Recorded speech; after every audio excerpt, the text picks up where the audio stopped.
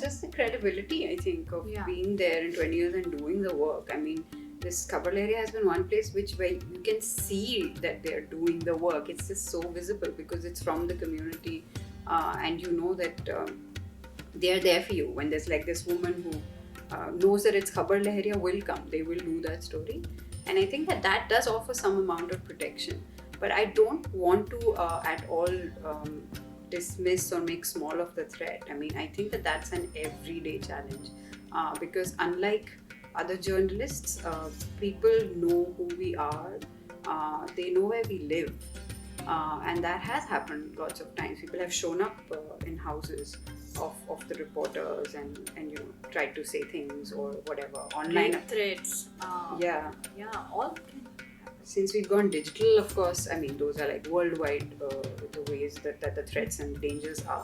It's just different for us, I feel, and more complex for us because the threat is very, very much offline,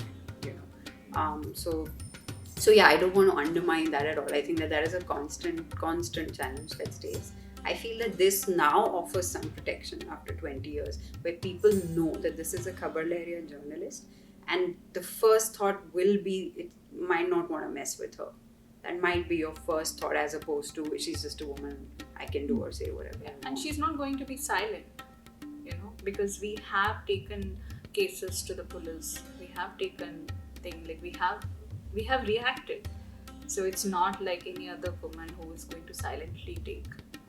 And I remember once I had a conversation with one of her reporters and I asked her what gives you courage, and she said, I'm doing the truth, I'm covering the truth.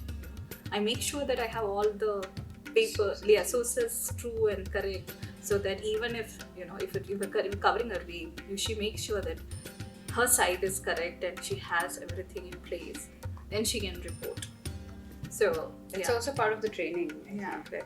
But it's also the absolute fearlessness is very much there, I feel, of all the reporters, and I think that's also their feminist journey, right? Like, it's really like, if not this, then what? I mean, I have no choice. Like, I'm definitely not going to give this up and go back to whatever life is expected of me. So I think it's really that kind of extreme. I don't know what's the word for it, but yeah, just this feeling of what else, that gives them this extreme courage and fearlessness. Because what she said about Srivi, it's true for all. Remember a few days ago on the group they were chatting about someone's footage was deleted again, and how she said that she'd kept a backup. Yeah, then everybody this keeps happening, like and then sending messages. You are courageous, you did the right thing. That support system. Yeah. And like Pooja said, these women have fought a lot of hours to reach where they are. When they started their journalism journey, when they were having the training, the husbands were very skeptical. What are these women doing? They are saying, what kind of training? Are they going to run away from the places? Because the financial independence is a different thing. So there are stories like that which have started even when the training was happening. So they have fought all that to reach here. So we joked. There was once a YouTube comment which we received, "Phool nahi ab chingari hai," which means that we are not flowers, we are your fire. So how we sustain 2 decades is just because of definitely our women, but the kind of collaboration and support we have received all the years.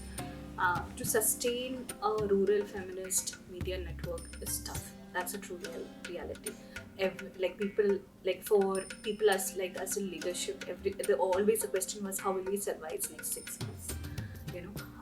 So we were lucky that we got wonderful partners on the way, like-minded feminist organizations, not just national but international. And now, as we expanded into becoming Chambel Media and have been creating a lot of media products, let it be research, animation, podcast, we say that you say it, and if you need a feminist media gaze, we are the people who can give it. So that trust, I think that has made us go so far. And that's the thing which we want to share across also. That's why we started Chambel Academy. The learnings we have of 2 decades, we want to share it globally.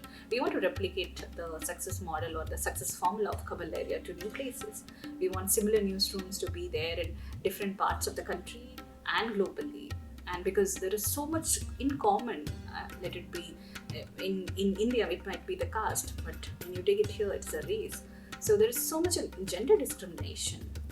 So all these are global topics. So which, how can we bring that, when stories need to be told? Because at Chambel, it's not just creating a media product.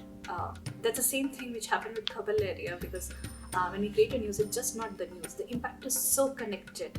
So our films and the products we are having is actually having ripple effect of having conversations, because the kind of films we make is actually taken back to the audience, started having conversations. So yeah, the impact is very closely connected with each media product we do. I think like one way to answer that question, what is needed, is, of course, we all know what is needed. Funding, yes. More openness to conversations, yes. Diversity, inclusion, yes. But I feel like instead of what is needed, I'd like to answer that with the writer's mantra, I think, maybe because I relate with that, which is show, don't tell. And I think that when we say we want more funds, or you should be more diverse, or you should be more intersectional, or nobody wants to listen to that, and it's not sexy, like it's not something. So live it, show it, and then make it aspirational is what I think the way to go. So instead of what is needed, I feel it's like if you show it, the thing will happen. So all the examples that Priya gave of the work and the team, I think is the work to do, really. So it's the work that needs to be done, I think, which will automatically lead to, at least that's what we're trying to what is needed from the outside world.